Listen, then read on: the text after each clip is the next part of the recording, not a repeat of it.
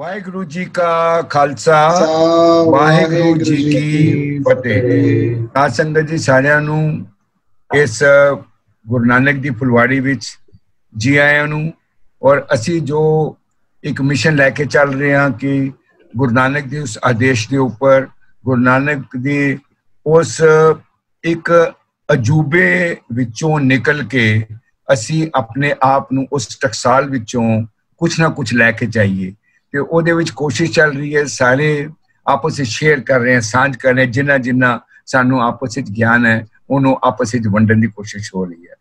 मेरी भैन बीबी जी मनदीप कौर जी जो दुबई अलाइन है, उन्होंने पहले भी साडे नाल साझ की और मैं कहूँगा कि बड़ी गहराई दे विच सानू हिस्टोरिकल एविडेंस दे नाल वो साझ करते पे साडे नाल गुरु ग्रंथ साहिब जी की बनतर और ਉਹਦੇ ਵਿੱਚ ਕਿਹੜੀ ਚੀਜ਼ਾਂ किस तरीके नाल सुरलेख नाल गुरु नानक साहब ने और बाकी गुरुआं ने ਉਹਦੇ ਵਿੱਚ लिखियां और साझ पाइयां। आज ਦਾ टॉपिक भगतां ਦੇ बारे च है और मैं भैन जी जिस कह रही सी कबीर साहब ਦਾ शब्द या फरीद साहब जी ਦਾ शब्द ਉਹ ਉਹਦੇ ਨਾਲ ਸਾਡੇ ਨਾਲ ਸਾਂਝ ਕਰਨਗੇ। ओवर टू यू भैन जी और अपने विचारां ਨਾਲ ਸਾਨੂੰ ਸਾਂਝ ਕਰੋ ਤਾਂ ਕਿ ਅਸੀਂ ਗੁਰੂ ਦੀ ਬਾਣੀ ਲੈ ਕੇ ਗਦਗਦ ਹੋ ਕੇ ਸਾਰੇ ਸ਼ਾਮ ਨੂੰ ਫਿਰ ਆਨੰਦ ਮਨਾਈਏ। वाहिगुरु जी का खालसा वाहिगुरु जी की फतेह। वाहिगुरु जी का खालसा वाहिगुरु जी की फतेह। जिवें कि आपां पहलियां क्लासां दे विच सांझ पाई सी कि गुरु ग्रंथ साहब महाराज दे विच 6 गुरु साहिबान, भट्ट साहिबान ते 15 भगत साहिबान, 3 गुरसिखां दी बाणी दर्ज है।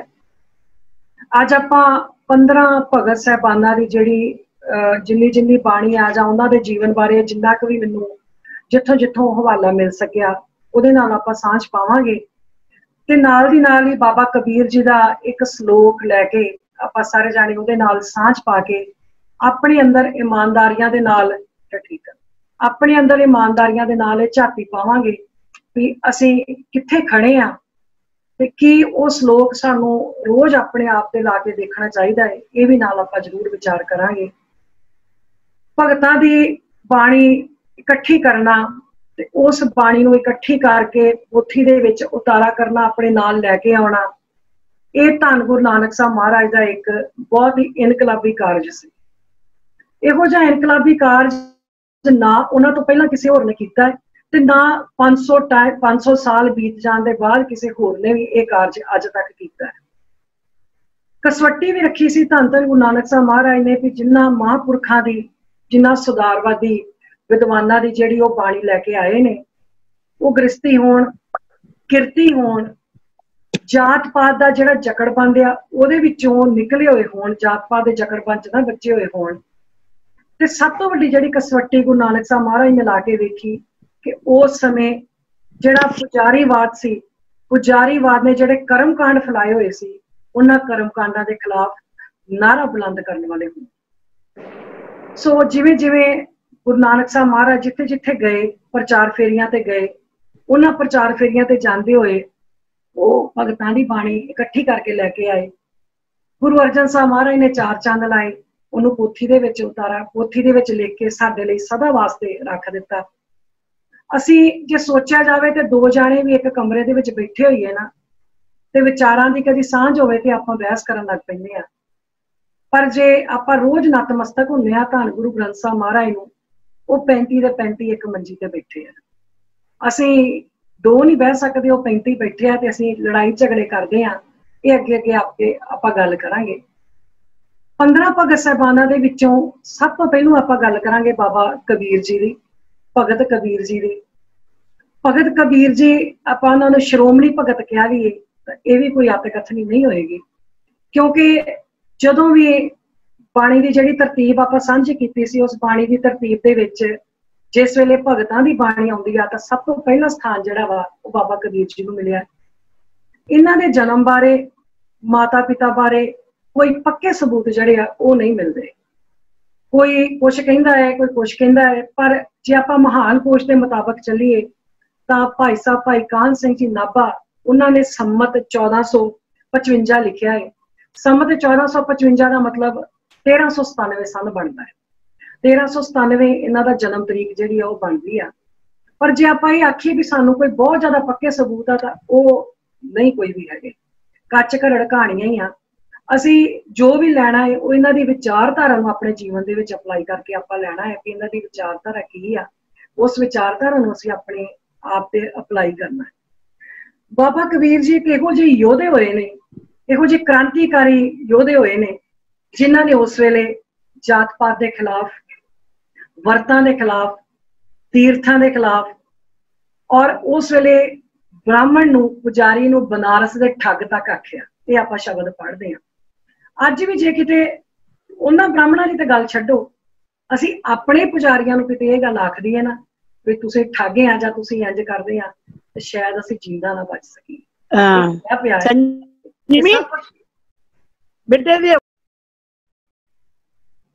ਇਹ ਸਭ ਕੁਝ ਹੋ ਰਿਹਾ ਹੈ ਜੋ ਵੀ ਹੈ। ਬਾਬਾ ਕਬੀਰ ਜੀ ਨੇ ਉਹਨਾਂ ਦਿਨਾਂ ਦੇ ਵਿੱਚ ਇਹ ਨਾਰਾ ਬੁਲੰਦ ਕੀਤਾ। ਜੇ ਆਪਾਂ ਉਹਨਾਂ ਦੀ ਬਾਣੀ ਚੋਂ ਇੱਕ ਹਵਾਲਾ ਲਈਏ, ਉਹਨਾਂ ਦਿਨਾਂ ਦੇ ਵਿੱਚ ਉਹਨਾਂ ਨੇ ਨਾਰਾ ਬੁਲੰਦ ਕੀਤਾ ਸੀ ਵੀ ਜੋ ਤੂੰ ਬ੍ਰਾਹਮਣ ਬ੍ਰਾਹਮਣੀ ਜਾਇਆ, ਆਨ ਬਾਟ ਕਾਹੇ ਨਹੀਂ ਆਇਆ। ਤੂੰ ਆਖਦਾ ਵੀ ਮੈਂ ਬ੍ਰਾਹਮਣ ਆ, ਤੇ ਫਿਰ ਤੂੰ ਹੋਰ ਕਿਸੇ ਰਸਤੇ ਥਾਣੀ ਪੈਦਾ ਕਿਉਂ ਨਹੀਂ ਆਇਆ? ਜਿੱਧਰੋਂ ਅਸੀਂ ਪੈਦਾ ਹੋਏ ਉਧਰੋਂ ਤੂੰ ਕਿਉਂ ਪੈਦਾ ਹੋਇਆ? ਤੇ ਜੇ ਤੈਨੂੰ ਐਡਾ ਮਾਣ ਹੈ ਆਪਣੇ ਬ੍ਰਾਹਮਣ ਹੋਣ ਤੇ, ਆਪਣਾ ਉੱਚ ਜਾਤੀ ਹੋਣ ਦੇ, ਤੁਮ ਕਤ ਬ੍ਰਾਹਮਣ ਹਮ ਕਤ ਸੂਦ। ਜੇ ਤੂੰ ਆਖਦਾ ਵੀ ਅਸੀਂ ਸ਼ੂਦਰ ਆ, ਤੇ ਫਿਰ ਹਮ ਕਤ ਲੋਹ ਤੁਮ ਕਤ ਦੂਧ। ਵੀ ਤੇਰੇ ਵਿੱਚ ਜਿਹੜਾ ਉਹ ਦੁੱਧ ਵਗਦਾ ਤੇ ਸਾਡੇ ਵਿੱਚ ਲਹੂ ਵਗਦਾ, ਵੀ ਸਾਡੇ ਵਿੱਚ ਖੂਨ ਦੀ ਹੈ, ਸਾਡੇ ਵਿੱਚ ਖੂਨ ਹੈ ਤੇ ਤੇਰੇ ਵਿੱਚ ਦੁੱਧ ਹੈ। ਇਹੋ ਜਿਹਾ ਸਵਾਲ ਕਰਨ ਵਾਲਾ ਜਿਹੜਾ ਕ੍ਰਾਂਤੀਕਾਰੀ ਬਾਬਾ ਕਬੀਰ ਜੀ ਹੋਏ ਨੇ, ਤੇ ਉਹਨਾਂ ਨੇ ਆਪਣੇ ਜਿਹੜੇ ਸ਼ਬਦ ਆ 17 ਰਾਗ ਵਰਤੇ ਆ ਗੁਰੂ ਗ੍ਰੰਥ ਸਾਹਿਬ ਮਹਾਰਾਜ ਦੇ ਵਿੱਚ। ਉਹਨਾਂ 17 ਰਾਗਾਂ ਦੇ ਵਿੱਚ 294 ਸ਼ਬਦ ਆ ਬਾਬਾ ਕਬੀਰ ਜੀ ਦੇ, ਜਿਹੜੇ ਸਾਨੂੰ ਜ਼ਿੰਦਗੀ ਦੀ ਸੇਧ ਦਿੰਦੇ ਆ। ਤੇ 1364 ਅੰਕ ਤੇ 238 ਸ਼ਲੋਕ ਹੈ ਬਾਬਾ ਕਬੀਰ ਜੀ ਦੇ, ਜਿਨ੍ਹਾਂ ਤੋਂ ਅਸੀਂ ਆਪਣੀ ਜ਼ਿੰਦਗੀ ਦੀ ਸੇਧ ਲੈ ਕੇ ਆਪਣੀ ਜ਼ਿੰਦਗੀ ਨੂੰ ਰੁਸ਼ਨਾ ਸਕਦੇ ਹਾਂ।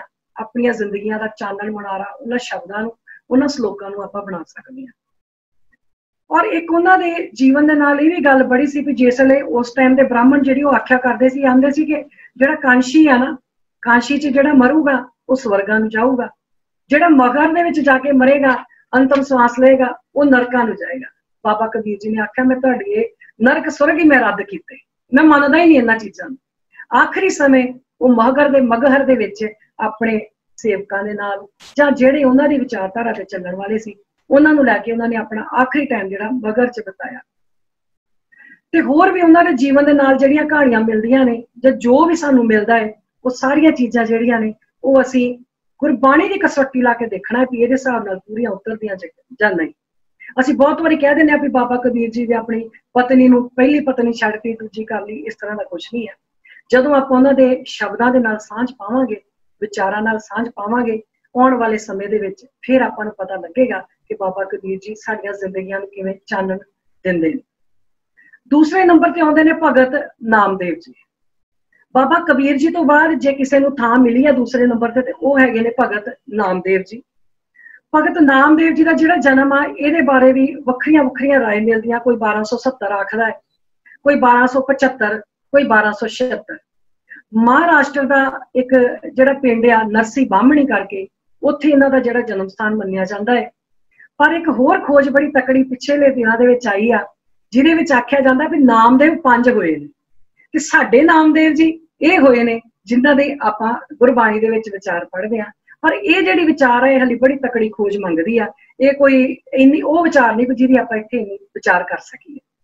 ਖੈਰ, ਭਗਤ ਨਾਮਦੇਵ ਜੀ ਦੀ ਜਿਹੜੀ ਬਾਣੀ ਆ ਉਹ ਵੀ ਬੜੀ ਕ੍ਰਾਂਤੀਕਾਰੀ ਆ। ਉਹਨਾਂ ਨੇ ਅਵਤਾਰਵਾਦ ਜਿਹੜਾ ਹੋਇਆ ਹੈ, ਅਵਤਾਰਵਾਦ ਨੂੰ ਮੂਲੋਂ ਹੀ ਰੱਦ ਕਰ ਦਿੱਤਾ ਹੈ। ਜਿਹੜੇ ਅਸੀਂ ਅਵਤਾਰਵਾਦ ਪਰ ਇੱਥੋਂ ਤੱਕ ਲਿਖ ਦਿੱਤਾ ਵੀ ਪਾਂਡੇ ਤੁਮਰਾ ਰਾਮਚੰਦ ਸੋ ਵੀ ਆਵਤ ਦੇਖਿਆ। ਇਹ ਜਦੋਂ ਆਪਾਂ ਸ਼ਬਦ ਪੜ੍ਹਦੇ ਹਾਂ ਤਾਂ ਸ਼ਬਦ ਪੜ੍ਹ ਕੇ ਜਿਹੜੇ ਅੰਦਰਲੇ ਕਪਾਟ ਆ ਖੁੱਲ ਜਾਂਦੇ ਆ ਵੀ ਬਾਬਾ ਨਾਮਦੇਵ ਜੀ ਨੇ, ਭਗਤ ਨਾਮਦੇਵ ਜੀ ਨੇ ਕਿੰਨਾ ਕੁਛ ਉਸ ਵੇਲੇ ਲਿਖਿਆ ਤੇ ਕਿੰਨੇ ਕ੍ਰਾਂਤੀਕਾਰੀ ਵਿਚਾਰ ਸੀ ਉਹਨਾਂ ਦੇ। 61 ਸ਼ਬਦ ਆ ਉਹਨਾਂ ਦੇ ਸ਼ਬਦ ਵੀ 17 ਰਾਗਾਂ ਦੇ ਵਿੱਚ ਦਰਜ ਨੇ। ਤੇ ਇਹਨਾਂ ਸ਼ਬਦਾਂ ਨੂੰ ਪੜ੍ਹ ਕੇ ਸਾਨੂੰ ਪਤਾ ਲੱਗਦਾ ਹੈ ਕਿ ਜਿਹੜੇ ਭਗਤ ਨਾਮਦੇਵ ਜੀ ਨੇ, ਉਹਨਾਂ ਨੇ ਕਿੰਨੇ ਕ੍ਰਾਂਤੀਕਾਰੀ ਵਿਚਾਰ ਦੇ ਕੇ ਉਹਨਾਂ ਸਮਿਆਂ ਦੇ ਵਿੱਚ ਉਹ ਵਿਚਾਰ ਦਿੱਤੇ ਜਿਸ ਵੇਲੇ ਜਿਹੜੀ ਛੋਟੀਆਂ ਜਾਤੀਆਂ ਮੰਨੂ ਦੇ ਹਿਸਾਬ ਨਾਲ ਆਖੀਆਂ ਜਾਂਦੀਆਂ ਨਾ, ਉਹਨਾਂ ਨੂੰ ਮੰਦਰਾਂ 'ਚ ਜਾਣ ਦੀ ਇਜਾਜ਼ਤ ਨਹੀਂ ਸੀ। ਇਹੋ ਜਿਹੇ ਕ੍ਰਾਂਤੀਕਾਰੀ ਯੋਧੇ ਜਿਹੜੇ ਹੋਏ ਨੇ, ਸਾਨੂੰ ਦਿਨ ਰਾਤ ਇਹਨਾਂ ਨੂੰ ਨਤਮਸਤਕ ਹੋਣਾ ਚਾਹੀਦਾ। ਫਿਰ ਆਉਂਦੇ ਨੇ ਭਗਤ ਰਵਿਦਾਸ ਜੀ। ਭਗਤ ਰਵਿਦਾਸ ਜੀ ਜਿਹੜੇ ਨੇ, ਇਹਨਾਂ ਦੇ ਜਨਮ ਬਾਰੇ ਵੀ ਕੋਈ ਬਹੁਤੀਆਂ ਪੱਕੀਆਂ ਤਰੀਕਾਂ ਤੇ ਨਹੀਂ ਮਿਲਦੀਆਂ, ਪਰ ਇਹਨਾਂ ਦੇ ਪਿਤਾ ਜੀ ਦਾ ਨਾਮ ਸ਼੍ਰੀ ਰਾਘਵ ਜੀ ਕਰਕੇ ਆਉਂਦਾ ਹੈ माता का नाम माता घर बिनिया करके इसका नाम इतिहास में दर्ज है। जिहड़े बाबा रविदास जी होए ने ये भी बड़े उच्च कोटि के विद्वान होए ने, पर इन्होंने 16 राग वरते ने। 16 रागां दे विच 40 शब्द ने जिहड़े भगत रविदास जी के दर्ज ने, जिहड़े सदा वास्ते चानन मुनारा ने साडियां जिंदगियां वास्ते। ते भगत रविदास जी ने तुसीं देखो कि उन्हां समयां च जाके देखो, मनु दियां कईयां जांदियां अछूत जातियां जिहड़ियां, क्योंकि इन्होंने अपने शब्दों के भी बहुत जगह लिखा है, कोई शर्म नहीं की लिखन लगिया। कहे रविदास चमारा, चमार जाति एक शूदर जाति नाल संबंधित सी। इस जाति का जिहड़ा काम सी वो सीगा मरे हुए पशु ढोने, उन्हां पशुआं नूं रख के उन्हां दी खल लाउणी, खल सुका के उहदियां जुत्तियां बनाउणियां, जुत्तियां बना के रंग रुंग करके वो वेचणियां, ये काम सी। तुसीं देख लो भी इन्हां नूं कित्थे उस वेले मंदिरां दे विच जाण दी इजाजत सी, ते किवें इन्होंने अखरी ज्ञान हासिल किया, किवें धर्म का ज्ञान हासिल किया, ते वो धर्म का ज्ञान इस तरह का हासिल किया भी अज गुरु ग्रंथ साहब महाराज दे विच अपनी जगह बना के बैठे। बाद च आउंदे ने जिहड़े सब तो पहले भगत होए ने शेख फरीद जी। जिस वेले भी एक ये बड़ी विलखणता गुरबाणी दे विच आ, जिवें जिवें नाम गुरु नानक साहब महाराज नूं मिलदे रहे ने उवें लिखते रहे ने भगत कबीर जी, भगत रविदास जी, भगत धन्ना जी। पर जिथे भी बाबा फरीद जी नूं पढ़ोगे उन्हां दी बाणी दे नाल हमेशा शेख फरीद जी लिखिया होगा। शेख का भाव भी भगत ही होया करता है। शेख की पदवी बहुत उच्ची है। शेख की पदवी ते भगत की पदवी विच कोई फर्क नहीं आ, पर क्योंकि जिहड़ा उतारा गुरु नानक साहब लैके आए सी पाकपटन तो, उन्हां दे विच शेख फरीद लिखिया सी, इस करके गुरु नानक साहब ने उहनूं बदलिया नहीं, उस तरह ही रहन दिता। बाबा शेख फरीद जी का जिहड़ा जन्म आ वो 1173 का मिलता है। उन्होंने पिता जी का जिहड़ा नाम शेख जमालुद्दीन करके मिलता है, माता का नाम माता कुरसूम जी ये मिलता है, सानू लिखिया होया। ते जिहड़े उन्होंने पिता जी सी वो उस वेले दे बड़े वड्डे धर्म मुखी सी। बाबा शेख फरीद जी बारे जदों आपां पढ़दे हां तां सानू पता लगता है कि बाबा शेख फरीद जी इन्ने ज्यादा दिमागी सी कि छोटी उम्रे उन्होंने जिहड़ी पाक कुरान आ, जिहड़ी कुरान शरीफ आ वो मूँह जबानी कंठ कर ली सी। उन्हां दी शख्सियत नूं घड़न दे विच उन्हां दी माता बीबी करसूम जी का बहुत वड्डा हत्थ आ। उन्होंने किवें उन्हां नूं करके आपां कई साखियां भी सुणदे आ, कुछ ते मन घड़ते आ ते कुछ जिहड़ियां साखियां इहो जिहियां भी सानू लभदियां ने जिन्हां तो पता लगदा कि उन्हां दे माता जी का किन्ना वड्डा हत्थ रहा है। ते बाबा फरीद जी का जिहड़ा विआह है उस वेले दा बादशाह ग्यासुद्दीन बलबन उन्हां दी पुत्री बीबी हजबरा उन्हां दे नाल उन्हां दा विआह होया है। ते 5 पुत्र ते 3 पुत्रियां बाबा फरीद जी के घर हुए ने। बाबा फरीद जी ने जिहड़े 4 शब्द ने गुरु ग्रंथ साहब महाराज विच दर्ज ने, उन्हां 4 शब्दां दे राग आसा ते राग सूही दे विच दर्ज ने, ते 130 श्लोक ने जिहड़े 1377 अंक तो शुरू होंदे ने। जिस वेले बाबा शेख फरीद जी की आपां बाणी पढ़दे हां ते उन्हां दी बाणी पढ़ के सानू उन्हां दी शख्सियत जिहड़ी आ बा कमाल शख्सियत उहदे बारे अपने आप पता लग जांदा है। उस तो बाद बाबा शेख फरीद जी नूं शक्करगंज करके भी आख्या गया, वो इस करके नहीं कि वो शक्कर ज्यादा खाया करते सी, ये भुलेखा पाया गया है। शक्करगंज तो भाव है कि उन्हां दी बोली इन्नी ज्यादा मिठी सी, जिहड़ा भी एक बार उन्हां दे कोल आउंदा उन्हां दा ही होके रह जांदा। शक्कर तो भाव मिठास, गंज तो भाव घर, मिठास दा घर बाबा शेख फरीद जी जिहड़े ने वो शक्करगंज दे नाम नाल मशहूर हो गए। बाद विच आउंदे ने भगत भीखन जी।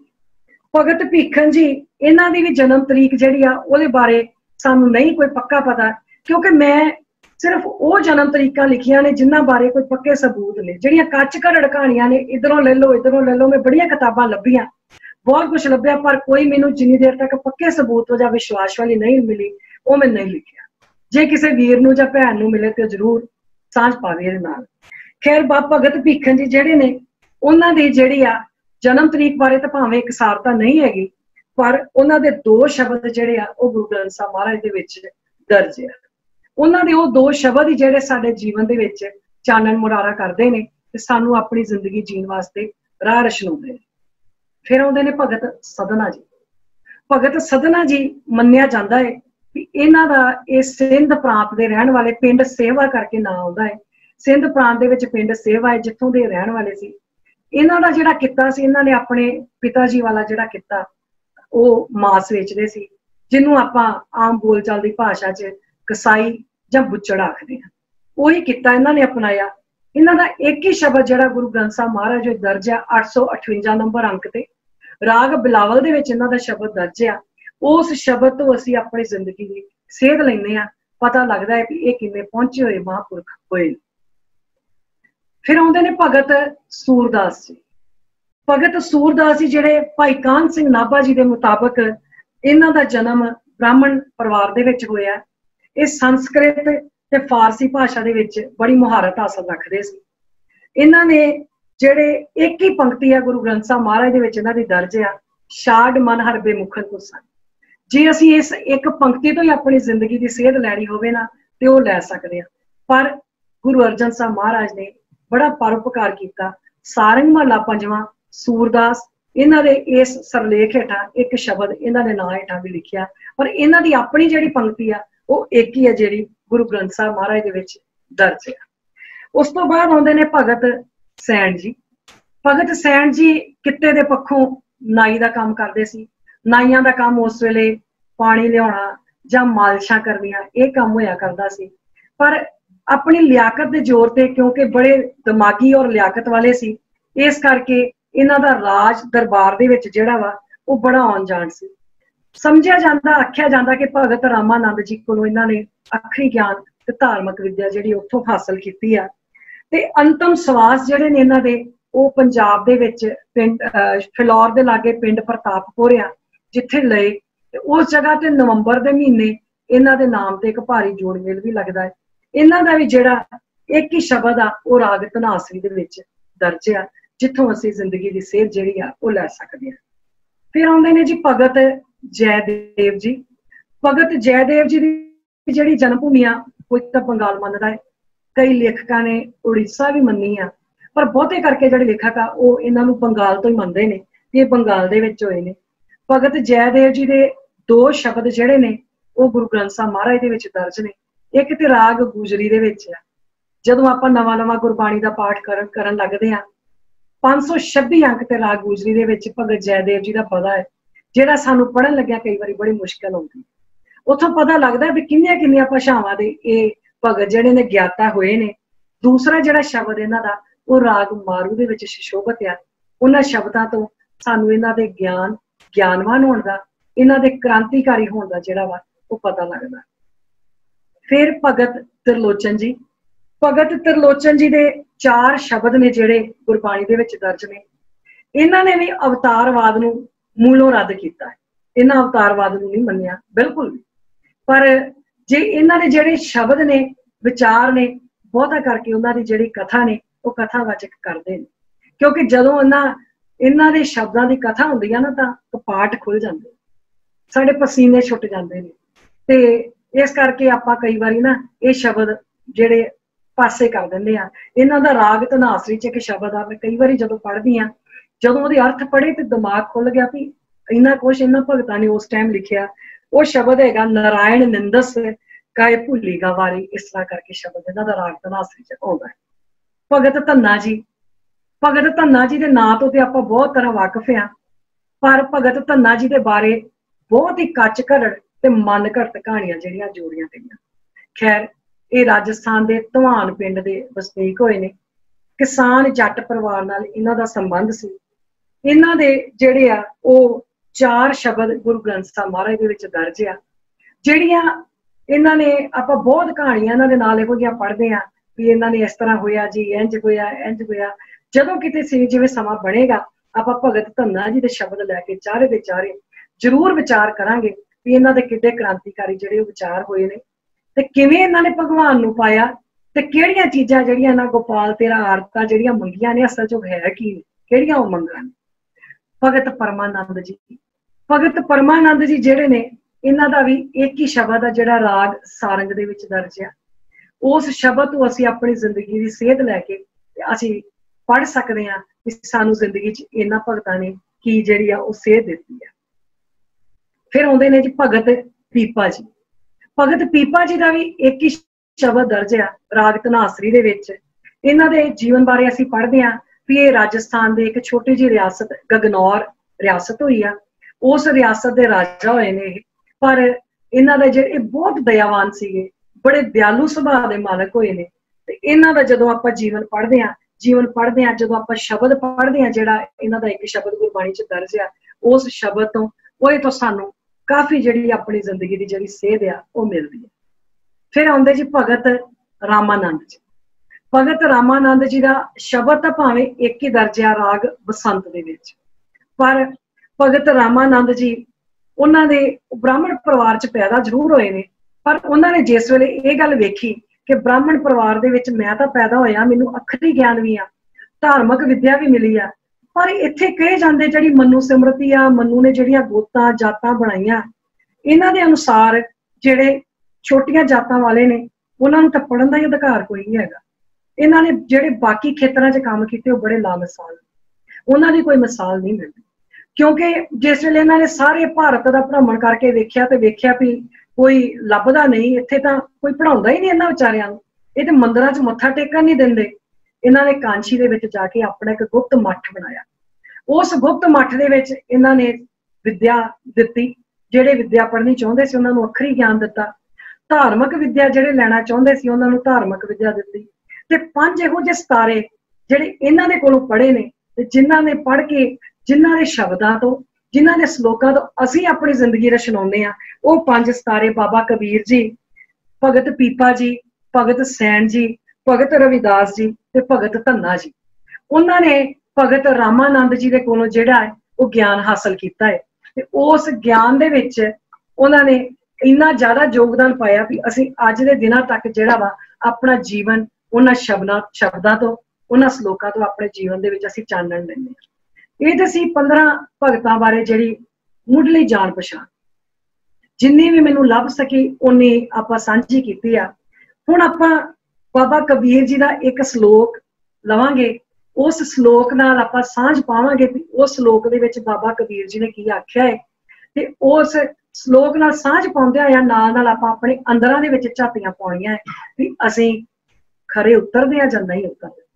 ਉਹ ਸ਼ਲੋਕ ਆਪਾਂ ਬਹੁਤ ਵਾਰੀ ਸੁਣਿਆ ਹੋਊਗਾ, ਕਬੀਰ ਕਸੌਟੀ ਰਾਮ ਕੀ, ਝੂਠਾ ਟਿਕੇ ਨਾ ਕੋਏ, ਰਾਮ ਕਸੌਟੀ ਸੋ ਸਹੇ, ਜੋ ਮਰ ਜੀਵਾ। ਹੁਣ ਇੱਥੇ ਨਾਲ ਹੀ ਮੈਂ ਇੱਕ ਥੋੜੀ ਜਿਹੀ ਗ੍ਰਾਮਰ ਦੀ ਵੀ ਸਾਂਝ ਪਾ ਦਿਆਂ। ਜਿੱਥੇ ਲਿਖਿਆ ਕਬੀਰ ਕਸੌਟੀ ਰਾਮ ਕੀ, ਵੈਸੇ ਤਾਂ ਰਾਮ ਇੱਕ ਹੀ ਆ ਜਿਹੜਾ ਸਾਰੇ ਪਾਸੇ ਰਮਿਆ ਹੋਇਆ ਹੈ ਅਕਾਲ ਪੁਰਖ ਵਾਸਤੇ, ਤੇ ਉਸ ਵਾਸਤੇ ਜਿਹੜਾ ਰਾਰੇ ਨੂੰ ਕੰਨਾ ਤੇ ਮੰਮੇ ਦੇ ਥੱਲੇ ਔਂਕੜ ਆਉਣੀ ਬੜੀ ਜ਼ਰੂਰੀ ਆ, ਪਰ ਇੱਥੇ ਔਂਕੜ ਨਹੀਂ ਆਈ। ਉਹਦਾ ਭਾਵ ਕਿਉਂ ਨਹੀਂ ਆਈ? ਕਿਉਂਕਿ ਰਾਮ ਕੀ ਨਾਲ ਸੰਬੰਧਕ ਲੱਗਿਆ ਹੋਇਆ ਵਾ, ਕੀ ਜਿੱਥੇ ਕੀ, ਕਾ, ਦਾ, ਦੀ ਇਸ ਤਰ੍ਹਾਂ ਸੰਬੰਧਕ ਲੱਗੇ ਹੋਣ ਉਸ ਜਗ੍ਹਾ ਦੇ ਉੱਤੇ ਔਂਕੜ ਨਹੀਂ ਆਉਂਦੀ। ਇਸ ਕਰਕੇ ਇੱਥੇ ਆਇਆ ਕਬੀਰ ਕਸੌਟੀ ਰਾਮ ਕੀ, ਝੂਠਾ ਟਿਕੇ ਨਾ ਕੋਏ। ਹੁਣ ਕਸੌਟੀ ਜਾਂ ਕਸਵੱਟੀ ਜਿਹੜਾ ਹੈ ਉਹ ਕਿਹਾ ਜਾਂਦਾ ਹੈ, ਜਿਹੜੀ ਸੁਨਿਆਰਿਆਂ ਦੇ ਕੋਲ ਇੱਕ ਕਸਵੱਟੀ ਹੁੰਦੀ ਆ ਜਿਹਦੇ ਤੋਂ ਉਹ ਪਰਖ ਕਰਦੇ ਆ ਵੀ ਸੋਨਾ ਜਿਹੜਾ ਇਹ ਖਰਾ ਹੈ ਕਿ ਖੋਟਾ ਹੈ, ਇਹਦੇ ਚ ਕਿੰਨਾ ਕਿ ਇਹਦੇ ਵਿੱਚ ਖੋਟਾ ਪਾਣਿਆ ਤੇ ਕਿੰਨਾ ਕਿ ਅਸਲੀ ਹੈ, ਉਹਨੂੰ ਕਸਵੱਟੀ ਕਿਹਾ ਜਾਂਦਾ ਹੈ। ਔਰ ਕੰਮ ਦਾ ਕੰਮ ਕਰਦਿਆਂ ਉਹਨਾਂ ਨੂੰ ਇੰਨਾ ਜ਼ਿਆਦਾ ਤਜਰਬਾ ਹੋ ਜਾਂਦਾ ਹੈ ਵੀ ਉਹ ਕਈ ਵਾਰੀ ਸੋਨਾ ਜੇ ਹੱਥ 'ਚ ਫੜ ਕੇ ਹੀ ਦੱਸ ਦਿੰਦੇ ਆ ਵੀ ਇਹ ਖਰਾ ਹੈ ਜਾਂ ਖੋਟਾ ਹੈ।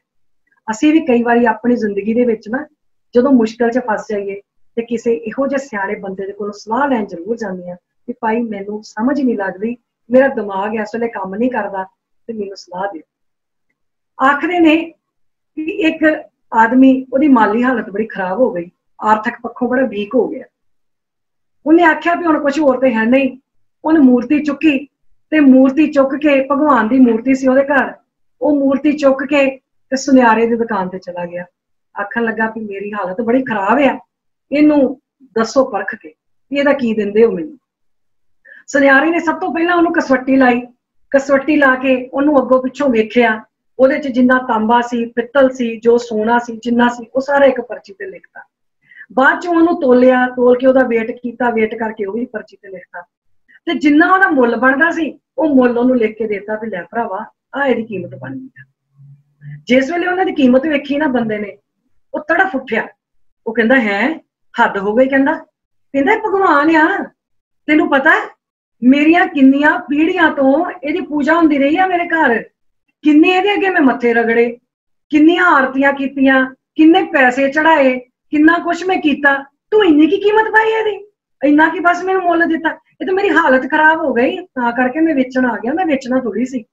वो दुकानदार हस पे, वो कहन लगा, कहंदा भरावा मैं कोई ना दुकान, मैं कोई भगवान वेचण जां खरीदण दी दुकान नहीं पाई, ना मैं भगवान वेचदा है ते ना मैं भगवान खरीददा है, ना ही मेरी इन्नी हैसियत आ कि मैं भगवान नूं वेच सकां जां खरीद सकां। ये मैं कसवट्टी ला के वेखी है, मेरी कसवट्टी ने जो दस्सिया है फिर इहदे च किन्ना खोटा है किन्ना खरा है, की सच है की झूठ है, ते की इहदे विच किन्ना इहदा वेट है, मैं तैनूं उन्नी इहदी कीमत लाती है, मैं भगवान दी कीमत नहीं लाई, इन्नी पाया नहीं मेरी हैगी भी मैं भगवान दी कीमत ला सकां। तेरे लिए हो भगवान, पर मेरे लिए एक मूर्ति है, ते तू जिहड़ी मर्जी दुकान ते चल जा, वो दुकान ते जाके इहदा तू मुल पवा ला, उन्हें इन्ना ही मुल पाउणा। इत्थों सानू इस रिजल्ट तो एक सिक्ख्या मिलदी, असीं अपणियां जिंदगियां जिहड़ियां ने, असीं भला अपने आप नूं कसवट्टी ला के वेखीए।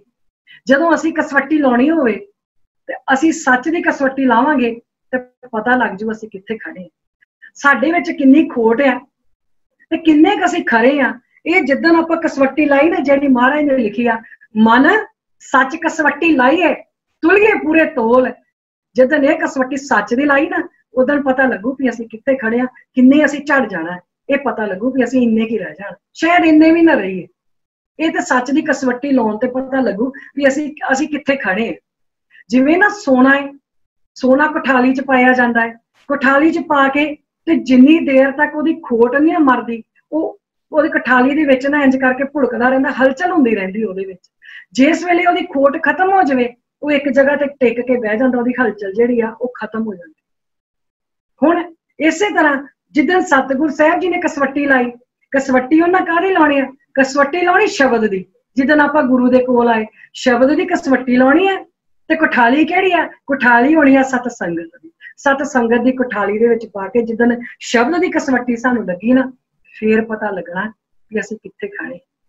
धन धन गुरु ग्रंथ साहिब महाराज नूं असीं नतमस्तक बहुत वारी होंदे, दिन च बड़ी वारी मत्थे टेकदे आ, कई वारी टेढ़े हो के मत्थे टेकदे आ, पर किसी वेले हुक्म साडी मर्जी दा ना आवे, हुक्म आ जाए ना कोई, असीं कोई बेनती करन गए आ ते हुक्म कोई इस तरह दा आ जाए, असीं ना अंदरों कहंदे मेरे लिए थोड़ी आया, ये मेरे वास्ते नहीं आया। वो वक्खरी गल है भी असीं गुरु नूं ते कुछ कह नहीं सकदे, पर भाई दे नाल जिहड़े गुरुद्वारे दे भाई जी हुंदे आ ना, कई वारी उन्हां नाल लड़ पैंदे, तुहानूं नहीं पता संगरांद आ, अज दूजा हुक्म ले लैंदे, अज इहो ही लैणा सी तुसीं। इहदा मतलब अंदर खोट हैगी।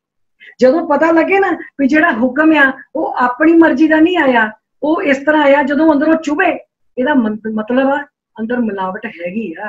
हल्ली असीं उस कसवट्टी दे उत्ते पूरे परखे नहीं गए, हल्ली कसवट्टी ला के वेखदे जरूर आ, पर डरदे आ अंदरों, हल्ली मिलावट नाल भरे पए आपां। इत्थे आके सानू पता लगना, क्योंकि दुनिया दा जिहड़ा असूल आ, इत्थे पहले जन्म आ फिर मौत आ, पर जिस वेले असीं गुरु दे दरबार च आउंदे आ, सतगुरु साहिब जी दे कोल आउंदे आ, इत्थे आके पहले मौत आ फिर जन्म आ। क्यों? शब्द मरो फिर जीवो सदी, तां फिर मरन ना हो। क्योंकि जिस वेले महाराज ने शब्द की कसवट्टी लाई तो फिर आपे ही पता लग जाना, हर प्रेम बाणी मन मारिया, अणियाले अणिया राम राजे, जिस लागी पीर परम की सो जाने जरिया, जीवन मुकत सो आखिए मर जीवे मरिया, जन नानक सतगुर मील हर जगत उत्तर परिया। जिदन ये कसवट्टी लगी उदन आपे ही मुरीद बन जाना। ते मुरीद वास्ते जेड़े भाई गुरदास जी वो बड़ा वधिया आखदे ने, वो आखदे ने मुर्दा होए मुरीद ना गल्ली होना।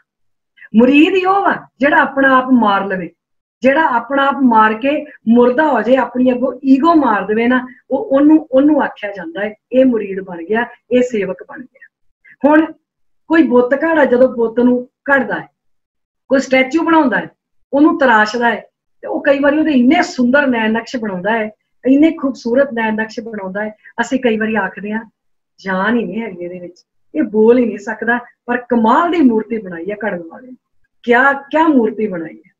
हुण ओह ते बुत आ, हुण ओनू जिहड़ा बुत तराशण वाला वो जिवें मर्जी ओहदा नक बना दे, अखां बना दे, बुल बना दे, रोंदा बना दे, ओनू हसदा बना दे, ओनू कुछ भी बना दे। बुत ने थोड़े कोई आर्गूमेंट करना, अगों बुत ने तो कुछ कहना ही नहीं, उन्हें कहना जो बनाई गया, बुत ने थोड़ी बोलना। आर्गूमेंट कौन करदा? असीं कर। जिस वेले गुरु अपनी कसवट्टी लाउंदा है ना, जिस वेले गुरु दे कोल असीं आउंदे आ ते सब तो वध आर्गूमेंट साडे हुंदे आ ते सब तो पहला आर्गूमेंट पता साडा की हुंदा? सब तो पहला असीं की कहने? असीं कहने जी भलाई दा जमाना ही नहीं रह गया। देखो भला करन दा है कोई जमाना ना किया, मैं ओहदे नाल भला कीता, मैं फलाने बंदे नाल भला कीता ते ओहने मेरे नाल आ कीता। जे समझाया जावे कि भलाई दा जमाना है ही कदों सी? जेड़े तत्तियां तवियां ते बैठे उदों भलाई दा जमाना सी। जेड़े देगां च उबाले गए, जिन्हां ने सीस तली ते रख के लड़े, जिन्हां मावां ने बच्चों के टोटे टोटे करके गलां च हार पवाए, जेड़े चरखड़ियां ते चढ़े, जिन्हां खोपर लवाए, जिन्हां बंद बंद कटाए, वो परोपकार की भावना ना कीता कि उदों भलाई दा जमाना सी? जमाना शुरू तो ही इहो जिहा चलिया आउंदा है, जमाना कदी भी भलाई दा नहीं हुंदा। वो गल वखरी आ भी असीं सौदा करदे आ, असीं ये सौदा करदे आ भी मैं भला कीता है, मेरे नाल अगों भला ही होवे। असीं परोपकार की जिहड़ी भावना है ना, असीं ओहदे नाल चलदे ही नहीं। जे असीं परोपकार की भावना दे नाल चलीए ना ते फिर असीं ये गल सोचीए ना भी भलाई दा जमाना है। क्योंकि बुरा असीं दूसरे नूं कहने आ, असीं हमेशा कहने भी दूसरा बंदा बुरा है ते मैं बड़ा चंगा है। क्योंकि होना यह चाहिदा सी भी अपने जिहड़े गुण आ ना वो पिछे रखने चाहिए सी, औगण अगे रखने चाहिए सी तां कि सानूं दिसदे रहिंदे, असीं अपने औगण मिटा सकदे। पर असीं की करदे आ, असीं अपने जिहड़ा कोई एक अद्धा गुण हुंदा उहनूं अगे रख लैंदे आ, औगण पिछे रख लैंदे ते दूसरिਆਂ बारे उन्हां दा गुण नहीं याद रखदे, उन्हां दे औगण जिहड़े आ वो अगे रख लैंदे आ ते असीं फिर कहने आ कि देखो बई असीं उस कसवट्टियां अपणियां ही असीं कसवट्टियां बनाईयां है ते अपणियां कसवट्टियां दे उत्ते असीं ना रगड़ रगड़ के देखते रहने आ कि केड़ा चंगा है, केड़ा माड़ा है, केड़ा किवें दा है। असीं परोपकार दी जिहड़ी भावना है ना उहनूं भुल बैठे। जे परोपकार की भावना साडे अंदर होवे ते साडे मन दे विचों तत्तियां तवियां ते उबलदे होए देगे कदी साडे विचों दिमागां चों विसरन ना। ये सदा ही सानूं याद रहन, क्योंकि जदों सच दा सामना हो जांदा है, सच दा सामना होण ते सानूं आपे ही पता लग जांदा। फिर पता सानूं अंदरों की दिसदा है, धानक रूप रहा करता, सानूं पता लग जांदा असीं अंदरों की। सो बाबा कबीर जी ने आख्या, आखन लगे कबीर कसौटी राम की झूठा टिके ना कोई, कि झूठ नाल भरिया होया जिहड़ा जीवन है ना ये सच की कसवट्टी दे उत्ते टिकदा नहीं। ते महाराज टिकूगा कौन? आपां सवाल करिए बाबा जी कौन टिकूगा? ते महाराज अगों जवाब देंदे ने, आखदे ने राम कसौटी सो सहे, वो वाला बंदा सहूगा। असीं पुछदे जी कौन? कहंदे जो मर जीवा होए, जिन्ने मर के जीण दी जाच सीखी होवे। ते मर के जीण दी जाच बाबा जी आओगी किवें? केड़ा हुंदा जिहड़ा मर के जींदा? ते महाराज जवाब देंदे ने शब्द मरो फिर जीवो सद ही, तां फिर मरण ना होई। ये जदों सानूं जवाब मिल जांदा ते फिर सानूं ये भी जवाब मिलदा है भी सानूं नवां जन्म जदों मिलदा ना, जदों असीं खंडे बाटे दी पाह लैण जांदे। जिस वेले आपां खंडे बाटे दी पाह लैंदे आ ते उस वेले पंज प्यारे ना सानूं एक गल कहिंदे, कहंदे अज तो तेरी जात नाश, तेरा पिछला कर्म नाश, तेरी जात पात तेरा धर्म जो भी पिछला सी तेरा सब कुछ नाश। असीं ये गल सुणदे नहीं, अपने कन्नां च पाउंदे नहीं। पता क्यों नहीं पाउंदे? असीं कहंदे भी मम्मी डैडी जी श्राद्ध करदे सी, हुण मैं ते करने आ। साडा ते खानदानां तो इन्ने टाइम तो इन्हां नाल वैर विरोध चलिया आंदा, असीं किवें छड्ड दईए? असीं ते काम करने ही करने आ। इसे करके एक एक बंदे दा 8 रजिस्टरां च नाम लिखिया हुंदा खंडे बाटे दी पाह लैण वाले ना। तां जिहड़े छकाउंदे आ ओह स्कूलिंग करदे आ। स्कूलिंग बहुत जरूरी आ ना। सानूं उन्हां ने कदी समझाया कि इह ककारां दा की भाव आ। एक ककार दा एक मतलब बनदा है, एक पंजां बाणियां दा एक मतलब बनदा ना। सानूं उन्हां कदी दस्सिया ते ना असीं कदी पुछण दी कोशिश कीती ओह हुंदा फिर की आ। कि ओह कहंदे इन्ने लख नूं छकाता, जदों इन्ने लख नूं छका जी कहंदे इन्ने लख नूं जहाजे चढ़ाता, जिन्ने नूं जहाजे चढ़ाया हुंदा 10 दिनां बाद ओह मार के छाल थल्ले उतर जांदे, फिर अगले थां चल जांदे। इस करके असीं उस कसौटी दे उत्ते असीं ओह जिहड़ी कसवट्टी आ जिहड़ी बाबा कबीर जी ने दस्सी आ, असीं ओहदे ते खरे उतरदे ही नहीं। असीं कहंदे ही नहीं, असीं कहंदे आ कि इह किहड़ी कसवट्टी जिहड़ी आ, असीं ओह कसवट्टी जिद्दन अपने ते ला के वेख लई उदन सानूं अकल आ जू, उदन समझ आ जूगी कि इह कसवट्टी असीं लाई आ। असीं परोपकार दी भावना करनी आ। जिथे अगे मैं गल कीती सी असीं रज़ा ते रहमत नूं याद रखना, उत्थे 2 चीज़ां इस कसवट्टी नूं नाल लैंदियां होर याद रखणियां, एक उम्मीद, एक हमदर्दी। आस ते हमदर्दी, जिहड़ी आस आ ओह हमेशा रखो, कदी आस ना छड्डो। ये हमेशा गुरबाणी पढ़ के बेनती करो, महाराज मेरा इन्ना जीवन एवें लंघ गया, अगे वास्ते तेरे अगे बेनती मैनू सुधार। ये आस हमेशा रखो। ते हमदर्दी हमदर्दी उस बंदे वास्ते रखो जिन्हें असीं कहने ना इन्हें बुरा किया, चल किया भी होगा, किया भी होएगा उन्हें बुरा, पर उस बंदे वास्ते बेनती करिए कि महाराज इनू समझ ही नहीं सी, उन्होंने तरस का पात्र समझ के बेनती करिए, हमदर्दी रखिए कि सच्चे पातशाह दे मन दे विच इन्नी अकल सी, इन्नी इनू अकल सी, इन्हें अपनी मत बुद्ध नाल कीता ते अगे इनू होर समत बख्श ताकि ये उहदे हिसाब नाल चल सके। आखदे ने भी एक गुरु जी दे कोल ना आश्रम दे विच पहले समय च बच्चे पढ़न जाया करदे सी। वो बच्चे पढ़न गए ते गुरु जी ने जिस वेले उन्हां दी विद्या पूरी हो गई ते उन्हां नूं आखण लगे कि प्यारे बच्चों मैं अज तक तुहानूं जो भी पढ़ाया ये तुसीं जिंदगी च जाके अप्लाई करना। अप्लाई करदियां करदियां तुसीं ये गल याद रखनी भी मेरे गुरु ने मैनूं सिखाया की है। कहंदे कदी भी किसी नूं तंग ना करना, राह दे विच पए होए जिहड़े कंडे होणगे जिन्हां नाल किसी नूं तकलीफ आवे, राह च पए कई तरह के कंडे किते सीधे पए हुंदे ने, एक आपा खिलार दिंदे आ कईयां दे राहां दे विच, किसी नूं जिहड़ी तकलीफ आवे वो कंडे तुसीं चुगणे आ, किसी दे राह च कंडे खिलारदे ने। उन्हां बच्चे अपने गुरु नूं नतमस्तक होए ते तुर पे। जिस वेले रस्ते च जांदे पे ते जंगल दा रस्ता सी, अगे बड़े कंडे खिलरे पे ते वो कहन लगे आपस च कहंदे पता नहीं कोई वड्डा वृक्ष डिग्गा होएगा जां किसी ने खिलारे होणगे जां कोई जानवर खिलार गया होएगा। कहंदे की करिए, कहंदे ये जिहड़े कंडे ने चुग लईए। वो कहंदे छड्डो जी जंगल च गवाच जांगे, कौन चुगूगा इन्ने सारे कंडे।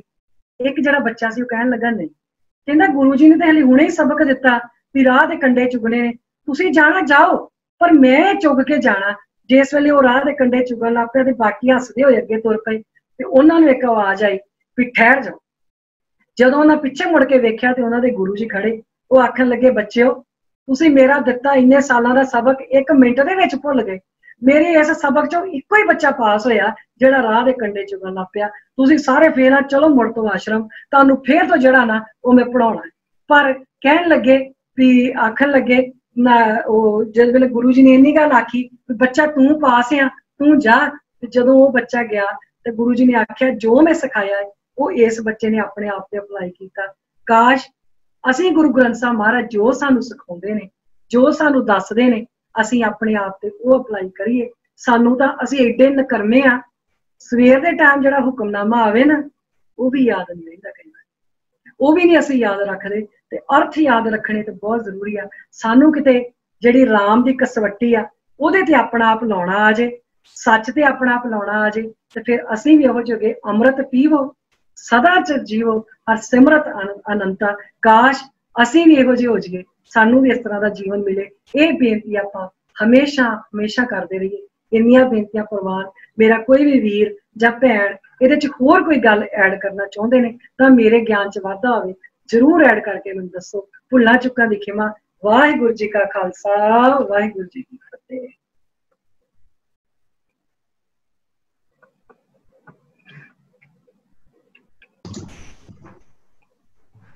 हाँ जी वाहिगुरु जी। वाहिगुरु जी खालसा, वाहिगुरु जी फतेह जी। Veer ji can I say something? हाँ जी भैन जी जरूर। हाँ जी भैन जी, बहुत बहुत शुकराना तुहाडा। इन्ने सारे भगतां दी बाणी दे नाल ना तुसी किन्ने कॉन्सेप्ट्स होर गुरबाणी दे इन्ने इलैबोरेट कीते ने कि बई सच दी कसवट्टी की हैगी है ते होर जीवन चो की जांच लैनी हैगी है। एक प्रश्न ये आ रहा सीगा कि जिवें असी कोई काम करदे आ ते ਉਹ ਕਿੱਦਾਂ ਡਿਸਾਈਡ ਅਸੀਂ ਕਰ ਸਕਦੇ ਹਾਂ ਕਿ ਬਈ ਇਹ ਰਜ਼ਾ ਵਿੱਚ ਹੋ ਰਿਹਾ ਕਿ ਇਹ ਮੈਂ ਕਰ ਰਹੀ ਹਾਂ। ਹਾਊ ਕੈਨ ਅਸੀਂ ਇਹਨੂੰ ਕਿੱਦਾਂ, ਜਿਵੇਂ ਹੁਣ ਅਸੀਂ ਕਸਵੱਟੀ ਰੋਜ਼ਮर्रा ਆਪਣੇ ਚ ਅਪਲਾਈ ਕਰਨੀ ਹੋਵੇ ਤੇ ਅਸੀਂ ਕਿੱਦਾਂ ਹਰ ਕੰਮ ਨੂੰ ਏਦਾਂ ਦੇਖਾਂਗੇ ਵੀ ਇਹ ਜਿਹੜਾ ਕੰਮ ਹੁਣ ਹੋਇਆ ਇਹ ਰਜ਼ਾ ਚ ਹੋਇਆ ਕਿ ਇਹ ਮੈਂ ਕੀਤਾ ਹੈ।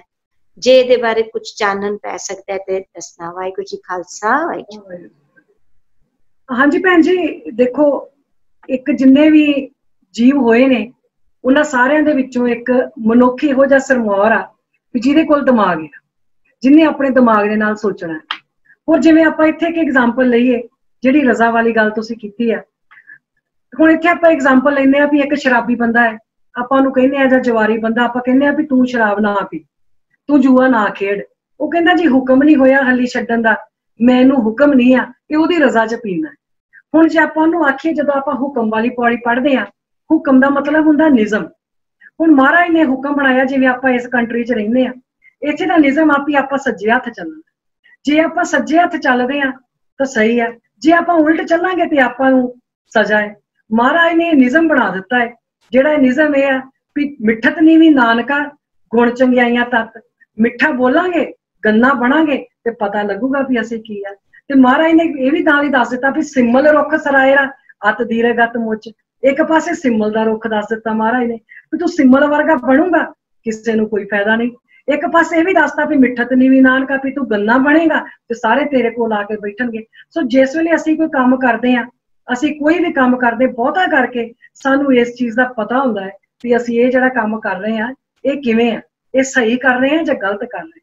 ਹਰ ਕੰਮ ਨੂੰ ਅਸੀਂ ਇਹ ਨਹੀਂ, ਅਸੀਂ ਹੁਣ ਬਹੁਤਾ ਕਰਕੇ ਅਸੀਂ ਕਹਿ ਦਿੰਦੇ ਆ ਵੀ ਗਲਤ ਹੋ ਗਿਆ ਤੇ ਉਹਦੀ ਰਜ਼ਾ, ਸਹੀ ਹੋ ਗਿਆ ਤੇ ਕਦੀ ਘੱਟ ਹੀ ਅਸੀਂ ਕਹਿੰਦੇ ਆ ਵੀ ਸਹੀ ਹੋਇਆ।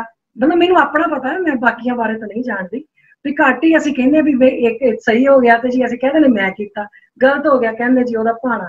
ਜਦੋਂ ਕਿ ਭਾਣਾ ਤੇ ਰਜ਼ਾ ਐਡੇ ਪਿਆਰੇ ਸ਼ਬਦ ਆ ਵੀ ਭਾਣੇ ਵਿੱਚ ਹੀ ਅਸੀਂ ਜੰਮਦੇ ਹਾਂ ਤੇ ਭਾਣੇ 'ਚ ਹੀ ਅਸੀਂ ਜਾਂਦੇ ਹਾਂ। ਅਸੀਂ ਹਮੇਸ਼ਾ ਭਾਣਾ ਕਹਿੰਦੇ, ਜਦੋਂ ਕੋਈ ਮਰ ਗਿਆ ਕਹਿੰਦੇ ਉਹਦਾ ਭਾਣਾ, ਜਦੋਂ ਪੈਦਾ ਹੁੰਦਾ ਉਦੋਂ ਵੀ ਤੇ ਉਹਦਾ ਹੀ ਭਾਣਾ ਹੈ, ਉਦੋਂ ਕੋਈ ਹੋਰ ਥੋੜੀ ਹੈ। ਇਸ ਕਰਕੇ ਮੇਰੀ ਸਮਝ ਮੁਤਾਬਕ ਤਾਂ ਇੰਨਾ ਹੀ ਆ ਵੀ ਜੋ ਅਸੀਂ ਕੰਮ ਕਰਦੇ ਆ, ਸਾਡੇ ਦਿਮਾਗ ਨੂੰ ਪਤਾ ਹੁੰਦਾ ਹੈ ਵੀ ਇਹ ਸਹੀ ਕਰ ਰਹੇ ਜਾਂ ਗਲਤ ਕਰ ਰਹੇ ਆ। ਬਾਕੀ ਬਹੁਤ ਕੰਮ ਇਹੋ ਜਿਹੇ ਵੀ ਹੁੰਦੇ ਨੇ ਜਿਹੜੇ ਫਲ ਲਾਉਣਾ ਜਾਂ ਨਾ ਲਾਉਣਾ, ਕਰਮ ਅਸੀਂ ਕਰਨਾ ਹੈ। ਅਸੀਂ ਚੰਗੇ ਕਰਮ ਕਰਾਂਗੇ ਤੇ ਫਲ ਤੇ ਚੰਗਾ ਹੀ ਮਿਲੂਗਾ, ਪਰ ਫਿਰ ਵੀ ਜੇ ਕਿਤੇ ਨਹੀਂ ਮਿਲਿਆ ਜਾਂ ਦੇਰ ਹੋਈ ਆ, ਉਹਦੇ ਬਾਰੇ ਉਹ ਜਾਣਦਾ, ਅਸੀਂ ਨਹੀਂ ਜਾਣ ਸਕਦੇ। ਬਹੁਤ ਧੰਨਵਾਦ ਜੀ। ਬਹੁਤ ਧੰਨਵਾਦ ਭੈਣ ਜੀ। ਇਹਦੇ ਵਿੱਚ ਮਤਲਬ ਮੈਨੂੰ ਇੱਕ ਯਾਦ ਆਉਂਦਾ ਹੈ, ਜਿਵੇਂ ਕਬੀਰ ਸਾਹਿਬ ਨੇ ਵੀ ਕਿਹਾ ਹੋਇਆ ਵੀ ਮਨ ਜਾਣੇ ਸਭ ਬਾਤ ਜਾਨਤ ਹੀ ਅਵਗਨ ਕਰੇ। ਤੇ ਜਾਂ ਫਿਰ ਪਰ ਦੂਸਰੇ ਪਾਸੇ ਇਹ ਵੀ ਆਉਂਦਾ ਹੈ ਕਿ ਹੁਕਮੀ ਉੱਤਮ ਨੀਚ, ਜਿਹੜਾ ਕੋਈ ਉੱਤਮ ਵੀ ਹੋ ਰਿਹਾ ਹੈ ਜਾਂ ਕੋਈ ਨੀਚਤਾ ਵੀ ਹੋ ਰਹੀ ਹੈ, ਉਹ ਸਾਰੇ ਉਹਦੇ ਹੁਕਮ 'ਚ ਹੀ ਹੋ ਰਿਹਾ ਹੈਗਾ। ਤੇ ਉਹ ਮਤਲਬ ਫਿਰ ਬੰਦਾ ਇਹ ਵੀ ਕਹਿ ਸਕਦਾ ਕਿ ਬਈ ਇਹ ਮੇਰੇ ਵੱਸ ਦੀ ਤਾਂ ਹੈ ਨਹੀਂ, ਇਹ ਤੇ ਉਹਦੇ ਹੁਕਮ 'ਚ ਹੀ ਹੈਗਾ ਜੋ ਹੋ ਰਿਹਾ ਹੈਗਾ। ਤੇ ਦੂਜੇ ਪਾਸੇ ਇਹ ਵੀ ਹੈਗਾ ਕਿ ਸਾਨੂੰ ਪਤਾ ਸਾਰਾ ਕੁਛ ਹੈ, ਪਰ ਅਸੀਂ ਫਿਰ ਵੀ ਕੀ ਕਰਦੇ ਆ ਜਾਂ ਕੀ ਨਹੀਂ ਕਰਦੇ ਆ। ਤੇ ਇਹਦੇ ਵਿੱਚ ਕਹਿੰਦੇ ਆ ਨਾ, ਖਨੀਓ ਤਿੱਖੀ ਵਾਲੋ ਨਿੱਕੀ ਵਾਲੀ ਗੱਲ ਹੀ ਹੈਗੀ ਹੈ। ਤੇ ਗੁਰੂ ਸਾਹਿਬ ਆਪੇ ਸਮਝਾਣ, ਪਰ ਜਿਵੇਂ ਨਾ ਬੜੀ ਛੋਟੀ ਲਾਈਨ ਬੜੀ ਬਰੀਕ ਹੈ, ਜਿਹਦੇ ਵਿੱਚ ਇਹ ਹੁੰਦਾ ਕਿ ਬਈ ਜੋ ਅਲਟੀਮੇਟਲੀ ਜੋ ਬੰਦਾ ਕਰ ਰਿਹਾ ਹੈ ਤਾਂ ਸਭ ਉਹਦੇ ਹੁਕਮ 'ਚ ਹੀ ਹੈਗਾ। ਜਿਹੜਾ ਕੋਈ ਖਰਾਬ ਕੰਮ ਵੀ ਕਰ ਰਿਹਾ ਨਾ, ਉਹ ਵੀ ਆਪਣੀ ਮਰਜ਼ੀ ਨਾਲ ਨਹੀਂ, ਉਹ ਉਹਦੇ ਹੁਕਮ 'ਚ ਹੀ ਰਿਹਾ ਹੈਗਾ। ਤੇ ਭਾਵੇਂ ਪਰ ਅਸੀਂ ਇਹ ਹੈ ਕਿ ਬਈ ਥੋੜਾ ਜਿਹਾ ਸਾਨੂੰ ਲਿਬਰਟੀ ਦਿੱਤੀ ਹੋਈ ਹੈ, ਪਰ ਫਿਰ ਹੈ ਤਾਂ ਹੁਕਮ 'ਚ ਹੀ ਹੈਗਾ। ਤੇ ਬੜਾ ਥੋੜਾ ਇੱਥੇ ਗ੍ਰੇ ਏਰੀਆ ਹੈਗਾ ਕਿ ਬਈ ਹੁਕਮ ਕਿੰਨਾ ਮੰਨਣਾ ਹੈ ਤੇ ਆਪਣੀ ਮੱਤ ਕਿੰਨੂੰ ਮੰਨਣਾ ਹੈਗਾ। ਬਈ ਉਹਦੇ ਵਿੱਚ ਥੋੜਾ ਜਿਹਾ ਹੈ, ਥੋੜਾ ਗ੍ਰੇ ਏਰੀਆ। ਜਿਵੇਂ ਕਈ ਵਾਰੀ ਪੂਰੀ ਤਰ੍ਹਾਂ ਆਪਾਂ ਉਹਦੇ ਉੱਤੇ ਨਾ ਸਮਝਣਾ ਥੋੜਾ, ਮਤਲਬ ਮੈਨੂੰ ਤੇ ਸਮਝ ਹਾਲੇ ਥੋੜੀ ਜਿਹੀ ਸ਼ਾਇਦ ਲੋੜ ਹੈਗੀ ਹੈ ਇਹਦੇ ਬਾਰੇ। ਜਿਵੇਂ ਭੈਣ ਜੀ ਆਪਾਂ ਸੱਚ ਤੇ ਝੂਠ ਕਹਿੰਦੇ ਆ ਨਾ, ਆਪਾਂ ਕਹਿ ਦਿੰਦੇ ਆ ਵੀ ਸੱਚ ਬੋਲਣਾ ਚਾਹੀਦਾ ਹੈ, ਝੂਠ ਨਹੀਂ ਬੋਲਣਾ ਚਾਹੀਦਾ, ਜਿਵੇਂ ਆਪਾਂ ਇਹ ਗੱਲ ਕਹਿ ਦਿੰਦੇ ਆ। ਹੁਣ ਸੱਚ ਤੇ ਝੂਠ ਦੇ ਵਿੱਚ ਇੱਕ ਬੜੀ ਬਰੀਕ ਜਿਹੀ ਲਕੀਰ ਹੈਗੀ, ਜਿਵੇਂ ਤੁਸੀਂ ਆਖਦੇ ਨਾ ਵੀ ਬੁਰਾ ਕੰਮ ਕਰਨ ਚੰਗਾ ਕੰਮ ਕਰਨ 'ਚ ਇੱਕ ਬੜੀ ਬਰੀਕ ਲਕੀਰ ਹੈ। ਇਸੇ ਤਰ੍ਹਾਂ ਸੱਚ ਤੇ ਝੂਠ ਦੇ ਵਿੱਚ ਬੜੀ ਬਰੀਕ ਲਕੀਰ ਆ। ਇਹ ਅਸੀਂ ਦੇਖਣਾ ਹੈ ਵੀ ਅਸੀਂ ਕਿੱਥੇ। ਹੁਣ ਜਿਵੇਂ ਭਾਈ ਗਨੀ ਖਾਨ, ਭਾਈ ਨਬੀ ਖਾਨ ਨੇ ਸੱਚ ਬੋਲਿਆ ਸੀ ਕਿ ਗੁਰੂ ਗੋਬਿੰਦ ਸਿੰਘ ਮਹਾਰਾਜ ਸਾਡੇ ਨਾਲ ਆ, ਅਸੀਂ ਉੱਚ ਦੇ ਪੀਰ ਬਣਾ ਕੇ ਲੈ ਕੇ ਜਾ ਰਹੇ, ਨਾ ਸੌਰੀ ਝੂਠ ਬੋਲਿਆ ਸੀ ਉਹਨਾਂ, ਝੂਠ ਬੋਲਿਆ ਵੀ ਉੱਚ ਦੇ ਪੀਰ ਆ। ਤੇ ਜਿਹੜਾ ਹੈਗਾ ਸੀ ਜਿਹਨੇ ਗੰਗੂ ਜਿਹੜਾ ਸੀ, ਉਹਨੇ ਸੱਚ ਬੋਲਿਆ ਸੀ ਕਿ ਮਾਤਾ ਗੁਜਰ ਕੌਰ ਜੀ ਤੇ 4 ਸਾਹਿਬਜ਼ਾਦੇ ਮੇਰੇ ਘਰ ਨੇ। ਹੁਣ ਉਹਦਾ ਜਿਹੜਾ ਉਹ ਸੱਚ ਸੀ ਉਹ ਕਿੱਡਾ ਗਲਤ ਸੀ, ਤੇ ਜਿਹੜਾ ਭਾਈ ਗਨੀ ਖਾਨ ਨਬੀ ਖਾਨ ਨੇ ਝੂਠ ਬੋਲਿਆ ਉਹ ਸਾਰੇ ਸੰਸਾਰ ਦਾ ਭਲਾ ਕਰ ਗਿਆ। ਇਸ ਕਰਕੇ ਜਿਵੇਂ ਸੱਚ ਤੇ ਝੂਠ ਵੀ ਜਿਹੜਾ ਹੈ ਨਾ, ਇਹਨਾਂ 'ਚ ਬੜੀਆਂ ਬਰੀਕ ਲਕੀਰਾਂ ਨੇ। ਬਿਲਕੁਲ, ਹਾਂਜੀ ਇਹੀ ਗੱਲ ਬਿਲਕੁਲ ਮੈਂ ਐਕਚੁਅਲੀ ਇੱਥੇ ਇਹੀ ਗੱਲ ਤੇ ਪਹੁੰਚ ਰਹੀ ਸੀਗੀ ਕਿ ਵੀ ਜਿਵੇਂ ਨਾ ਅਸੀਂ ਕਹਿ ਦਿੰਦੇ ਆ, ਸਾਨੂੰ ਕਈ ਵਾਰੀ ਕੋਈ ਬੰਦਾ ਦਿਖਦਾ ਵੀ ਇਹ ਬੜਾ ਬੁਰਾ ਕੰਮ ਕਰ ਰਿਹਾ ਹੈ, ਪਰ ਜੇ ਤੁਸੀਂ ਧਿਆਨ ਨਾਲ ਦੇਖੋ ਨਾ ਤੇ ਇਹ ਉਹਦੇ ਵੱਸ ਦੀ ਵੀ ਨਹੀਂ ਹੈਗੀ। ਉਹ ਵੀ ਜੋ ਵੀ ਚੱਲ ਰਿਹਾ ਹੈਗਾ ਹੁਕਮ ਦੇ ਅੰਦਰ ਹੀ ਹੈ, ਉਹਦੇ ਜੋ ਵੀ ਉਹ ਚੱਲ ਰਿਹਾ ਹੈਗਾ, ਆਪਾਂ ਉਹਨੂੰ ਵੀ ਬਲੇਮ ਬਈ ਤਾਂ ਹੀ ਕਹਿੰਦੇ ਨੇ ਵੀ ਬੁਰੇ ਦਾ ਵੀ ਭਲਾ ਕਰ, ਕਿਉਂਕਿ ਤੂੰ ਉਹਦੇ ਚ ਵੀ ਉਹ ਰੱਬ ਦੀ ਜੋਤ ਹੀ ਦੇਖ, ਤੂੰ ਉਹ ਵੀ ਉਹਦੇ ਵਾਸਤੇ ਨਹੀਂ ਹੈ, ਜੋ ਵੀ ਉਹ ਕਰ ਰਿਹਾ ਉਹ ਵੀ ਹੁਕਮ ਚ ਹੀ ਹੈਗਾ। ਸੋ ਇਹ ਵੀ ਬੜਾ ਮਤਲਬ ਇੱਥੇ ਵਾਹਿਗੁਰੂ ਆਪੇ ਦੱਸੇ। ਠੀਕ ਹੈ ਭੈਣ ਜੀ, ਬਹੁਤ ਬਹੁਤ ਮਿਹਰਬਾਨੀ। ਵਾਹਿਗੁਰੂ ਜੀ ਖਾਲਸਾ, ਵਾਹਿਗੁਰੂ ਫਤਿਹ। ਵਾਹਿਗੁਰੂ ਜੀ ਕਾ ਖਾਲਸਾ, ਵਾਹਿਗੁਰੂ ਜੀ ਕੀ ਫਤਿਹ ਜੀ। ਖਾਲਸਾ, ਵਾਹਿਗੁਰੂ ਜੀ ਫਤਿਹ ਵੀਰ ਜੀ। ਭੈਣ ਮਨਦੀਪ ਕੌਰ ਜੀ ਨੇ ਬਹੁਤ ਸੋਹਣਾ ਭਗਤ ਸਾਹਿਬਾਨਾਂ ਦੇ ਜੀਵਨ ਤੇ ਬਹੁਤ ਸੋਹਣੀ ਉਹਨਾਂ ਦੀ ਖੋਜ ਸਟੱਡੀ ਹੈਗੀ ਹੈ ਭਗਤ ਸਾਹਿਬਾਨ ਬਾਰੇ, ਔਰ ਨਾਲ ਨਾਲ ਉਹਨਾਂ ਦੇ ਦਿੱਤੇ ਹੋਏ ਸਿਧਾਂਤ ਸੁਨੇਹੇ ਉਹਨਾਂ ਤੇ ਵੀ ਆਪ ਬਹੁਤ ਸੋਹਣਾ ਜਾਣਨਾ ਪਾ ਰਹੇ ਹੋ। ਇੱਕ ਜਿਵੇਂ ਹੁਣ ਆਪਣੇ ਭੈਣ ਜੀ ਉਹਨਾਂ ਦਾ ਸਵਾਲ ਸੀਗਾ ਵੀ ਸਾਨੂੰ ਕਿਵੇਂ ਪਤਾ ਲੱਗੇ, ਇੱਕ ਨਾ ਬੜਾ ਕੋਈ ਵੀ ਜੋ ਜਿੱਥੇ ਤੱਕ ਸਮਝ ਆਉਂਦੀ ਹੈ ਬਾਣੀ ਪੜ੍ਹ ਕੇ, ਵੀ ਅਸੀਂ ਦੂਜੇ ਤੇ ਨਹੀਂ ਕਸਵੱਟੀ ਲਾਣੀ, ਅਸੀਂ ਆਪਣੇ ਆਪ ਤੇ ਕਸਵੱਟੀ ਲਾਣੀ ਹੈ। ਵੀ ਕਿਸੇ ਵੀ ਚੀਜ਼ ਦਾ ਸਾਹਮਣੇ ਵਾਲੇ ਦੀ ਹਰਕਤ ਨੂੰ ਵੇਖ ਕੇ, ਸਾਹਮਣੇ ਵਾਲੇ ਦੇ ਬਿਹੇਵੀਅਰ ਨੂੰ ਵੇਖ ਕੇ, ਜਾਂ ਉਹਦੇ ਹਾਲਾਤਾਂ ਨੂੰ ਵੇਖ ਕੇ ਉਹ ਚੰਗਾ ਕਰ ਰਿਹਾ ਮਾੜਾ ਕਰ ਰਿਹਾ, ਮੇਰੇ ਘਰ ਦੇ ਮਾਹੌਲ ਨੂੰ, ਮੇਰੀ ਸੁਰਤ ਤੇ ਕੀ ਇਫੈਕਟ ਪੈ ਰਿਹਾ ਹੈ। ਭਗਤ ਕਬੀਰ ਦਾ ਇੱਕ ਬੜਾ ਪਿਆਰਾ ਸਲੋਕ ਹੈ, ਅਸੀਂ ਕਹਿੰਦੇ ਆ ਵੀ ਜਿੱਦਾਂ ਭੈਣ ਜੀ ਨੇ ਕਿਹਾ ਅੰਮ੍ਰਿਤ ਛਕੋ ਤੇ ਗੁਰੂ ਵਾਲੇ ਬਣੋ, ਤੇ ਭਗਤ ਕਬੀਰ ਸਾਹਿਬ ਨੇ ਇਸ ਸਮੇਂ ਦੇ ਉਦੋਂ ਦੇ ਪ੍ਰਚਲਿਤ, ਉਦੋਂ ਬ੍ਰਾਹਮਣ ਵੀ ਕਹਿੰਦਾ ਸੀਗਾ ਵੀ ਜਨੇਊ ਪਾਲੇ ਤੇ ਤੂੰ ਗੁਰ ਬ੍ਰਾਹਮਣ ਥਿਆ ਹੋ ਜਾਏਗਾ। ਕੋਈ ਕਿਸੇ ਤਰੀਕੇ ਨਾਲ ਗੁਰੂ ਬਣਾਉਂਦਾ ਸੀ, ਕੋਈ ਕਿਸੇ। ਭਗਤ ਕਬੀਰ ਜੀ ਨੇ ਇੱਕ ਵੱਖਰੀ ਕਸਵੱਟੀ ਲਾਈ ਸੀ, ਕਹਿਣ ਲੱਗੇ ਭਲਿਓ ਠੀਕ ਹੈ ਜਿਹੜੇ ਤੁਹਾਡੇ ਧਾਰਮਿਕ ਚਿੰਨ੍ਹ ਬਹੁਤ ਸਤਿਕਾਰਯੋਗ ਹਨ, ਇੱਕ ਧਾਰਮਿਕ ਬੰਦੇ ਦੀ ਪਹਿਚਾਣ, ਜਿਵੇਂ ਭੈਣ ਜੀ ਨੇ ਵੀ ਕਕਾਰਾਂ ਦੀ ਗੱਲ ਕੀਤੀ ਹੈ, ਇਹਨਾਂ ਦੀ ਬੜੀ ਮਹੱਤਤਾ ਹੈ। ਤੇ ਫਿਰ ਸਲੋਕ ਹੁੰਦਾ ਭਗਤ ਕਬੀਰ ਜੀ ਦਾ, ਗੁਰ ਲਾਗਾ ਤਬ ਜਾਣੀਏ। ਆ ਹੁਣ ਵੇਖੋ ਸਾਡੀ ਪਰਖ ਦੀ ਗੱਲ ਹੈਗੀ ਕਸਵੱਟੀਆਂ ਦੀ, ਵੀ ਕਿਸੇ ਚੀਜ਼ ਦਾ ਮੇਰੀ ਸੁਰਤ ਤੇ ਕੀ ਇਫੈਕਟ ਪੈ ਰਿਹਾ ਹੈ। ਉਹ ਮੇਰੀ ਸੁਰਤ ਨੂੰ ਤਪਾ ਰਹੀਆਂ ਨੇ, ਮੇਰੇ ਅੰਦਰ ਨੂੰ ਸਾੜ ਰਹੀਆਂ ਨੇ, ਮੇਰੇ ਅੰਦਰ ਇੱਕ ਢਹਿੰਦੀ ਕਲਾ ਆ ਰਹੀ ਹੈ। ਤੇ ਜੇ ਕਿਸੇ ਵੀ ਹਾਲਾਤ ਵਿੱਚ ਮੇਰੀ ਸੁਰਤ ਨਹੀਂ ਵਿਗੜਦੀ ਪਈ, ਮਤਲਬ ਮੈਂ ਉਹਦੇ ਸ਼ੁਕਰਾਨੇ ਚ ਕਿਸੇ ਹੱਦ ਤੱਕ, ਮੈਂ ਪੂਰਾ ਨਹੀਂ ਕਹਿੰਦਾ ਵੀ ਇਹ ਪੂਰੀ ਗੁੱਡ ਐਕਸਪਲੇਨ ਹੈਗੀ ਹੈ, ਪਰ ਕਿਸੇ ਹੱਦ ਤੱਕ ਅਸੀਂ ਕਹਿ ਸਕਦੇ ਹਾਂ ਵੀ ਹਾਂ ਅਸੀਂ ਉਹਦੀ ਰਜ਼ਾ ਵਿੱਚ ਹੈਗੇ ਹਾਂ। ਜਦੋਂ ਕੋਈ ਵੀ ਚੀਜ਼, ਹਲਕੀ ਜਿਹੀ ਕੋਈ ਚੀਜ਼ ਮੇਰੀ ਸੁਰਤ ਨੂੰ ਵਿਗਾੜ ਪਾ ਦੇ ਨਾ, ਸਮਝ ਲਓ ਮੈਂ ਰਜ਼ਾ ਤੋਂ ਬਾਹਰ ਹੋ ਗਿਆ, ਮੈਂ ਆਪਣੇ ਆਪੇ ਤੋਂ ਬਾਹਰ ਹੋ ਗਿਆ, ਮੈਂ ਨਿਯਮਾਂ ਤੋਂ ਬਾਹਰ ਹੋ ਗਿਆ। ਭਗਤ ਕਬੀਰ ਕਹਿੰਦੇ ਗੁਰ ਲਾਗਾ, ਗੁਰੂ ਨਾਲ ਜੁੜਿਆ ਹੋਇਆ ਤਬ ਜਾਣੀ ਹੈ, ਉਦੋਂ ਜਾਣਿਆ ਜਾਂਦਾ ਬੰਦਾ। ਮਿਟੇ ਮੋਹ ਤਨ ਤਾਪ, ਤੇਰੇ ਅੰਦਰ ਦਾ ਸਾੜਾ ਖਤਮ ਹੋਵੇ। ਕੋਈ ਵੀ ਚੀਜ਼ ਤੈਨੂੰ ਸਾੜੇ ਨਾ, ਤੈਨੂੰ ਕਲਪਾਏ ਨਾ, ਤੂੰ ਨਿੱਕੀ ਨਿੱਕੀ ਚੀਜ਼ ਤੇ ਕਲਪ ਜਾਣਾ ਹੈ। ਪਰ ਬਾਣੀ ਸੁਖਮਨੀ ਸੁਖ ਅੰਮ੍ਰਿਤ ਨਾਮ ਪੜ੍ਹਦਾ ਹੈ, ਜਪਜੀ ਸਾਹਿਬ ਪੜ੍ਹਦੇ ਆ। ਸੋ ਉਹ ਕਹਿਣ ਲੱਗੇ ਹਰ ਇੱਕ ਸੋਗ ਦਾ ਜੇ ਨਹੀਂ, ਤੈਨੂੰ ਖੁਸ਼ੀ ਗਮੀ ਸਾੜਾ ਨਾ ਦੇਵੇ। ਗੁਰੂ ਤੇਗ ਬਹਾਦਰ ਸਾਹਿਬ ਨੇ ਇਹ ਵੀ ਕਿਹਾ ਵਾ, ਦੋ ਚੀਜ਼ਾਂ ਨੇ ਉਹਦੇ ਵਿੱਚ। ਸਤਿਗੁਰੂ ਜੀ ਕਹਿੰਦੇ ਨੇ ਜੋ ਨਰ ਦੁੱਖ ਮੈਂ ਦੁੱਖ ਨਹੀਂ ਮਾਨੈ, ਸੁਖ ਸਨੇਹ। ਇੱਥੇ ਕਿੰਨੀ ਪਿਆਰੀ ਗੱਲ ਕਹੀ ਹੈ, ਸੁੱਖਾਂ ਨਾਲ ਉਹਦਾ ਸਨੇਹ, ਕਿ ਸੁੱਖਾਂ ਨਾਲ ਲਗਾਵ। ਬੰਦਾ ਇਸ ਚੀਜ਼ ਤੋਂ ਡਰਦਾ ਹੈ, ਜਿਹੜੀ ਚੀਜ਼ ਦਾ ਲਗਾਵ ਹੋ ਜਾਏ ਨਾ, ਬਸ ਉਹਦੇ ਦੂਰ ਜਾਣ ਤੋਂ ਬੰਦਾ ਡਰਦਾ ਵੀ ਆਹ ਚੀਜ਼ ਦੂਰ ਨਾ ਜਾਵੇ। ਤੇ ਗੁਰਬਾਣੀ ਕਹਿੰਦੀ ਸੁੱਖਾਂ ਨਾਲ ਲਗਾਵ ਕਰੇਗਾ ਤੇ ਦੁੱਖਾਂ ਤੋਂ ਡਰੇਗਾ, ਤੇ ਦੁੱਖਾਂ ਤੋਂ ਜਿੱਦਣ ਡਰ ਲੱਗ ਪਿਆ ਤੂੰ ਰਜ਼ਾ ਵਿੱਚ ਨਹੀਂ ਤੁਰ ਸਕਦਾ। ਫਿਰ ਤੂੰ ਭਲਾਈ ਚਾਹੇਗਾ ਆਪਣਾ, ਭਾਵੇਂ ਉਹਦੇ ਵਿੱਚ ਦੂਜੇ ਦਾ ਨੁਕਸਾਨ ਹੋਵੇ। ਸੋ ਸੁੱਖ ਸਨੇਹ ਅਰ ਭੈ ਨਹੀਂ ਜਾ ਕੇ, ਦੁੱਖ ਭੈ, ਦੁੱਖਾਂ ਤੋਂ ਡਰ ਨਹੀਂ ਲੱਗੇ ਤੈਨੂੰ। ਸੋ ਇਹਦਾ ਮਤਲਬ ਹੈਗਾ ਕਿ ਜਦੋਂ ਜਿਹੜੀ ਚੀਜ਼ ਮੇਰੀ ਸੁਰਤ ਤੇ, ਮੇਰੀ ਸੁਰਤ ਨੂੰ ਵਿਗਾੜਨਾ ਪਵੇ। ਕਈ ਵਾਰ ਛੋਟੀਆਂ ਛੋਟੀਆਂ ਚੀਜ਼ਾਂ ਸਾਨੂੰ ਕਲਪਾ ਜਾਂਦੀਆਂ ਨੇ, ਬਿਲਕੁਲ ਛੋਟੀ ਚੀਜ਼, ਮਾੜੀ ਚੀਜ਼ ਹੁੰਦੀ ਹੈ, ਅਸੀਂ ਕਲਪ ਜਾਂਦੇ ਹਾਂ।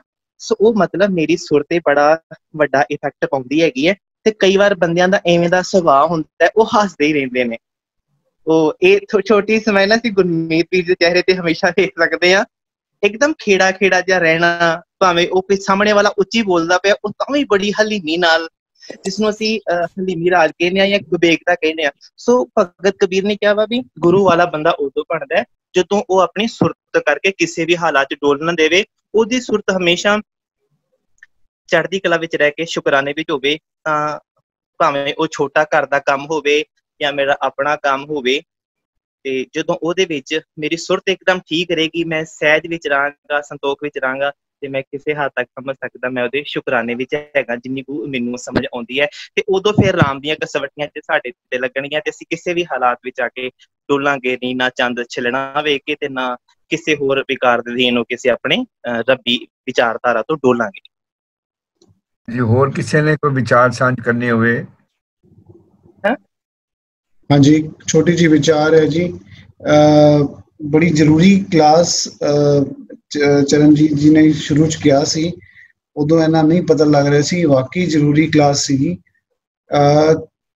ਮਤਲਬ ਮੈਂ ਵੈਸੇ ਇੰਨੀ ਤਾਂ ਰਿਸਰਚ ਕਦੇ ਮੈਂ ਸੁਣੀ ਤੇ ਦੇਖੀ ਵੀ ਨਹੀਂ, ਬਟ ਸਾਰੇ ਭਗਤਾਂ ਦੀ ਇੱਕ ਸਮਰੀ ਇੱਕ ਕਲਾਸ ਵਿੱਚ ਏਦਾਂ ਇਕੱਠੀ ਹੋ ਜਾਣੀ, ਇੰਨਾ ਡਿਸਕ੍ਰਿਪਸ਼ਨ ਮਿਲ ਜਾਣਾ ਹਰ ਭਗਤ ਸਾਹਿਬਾਨ ਦੀ।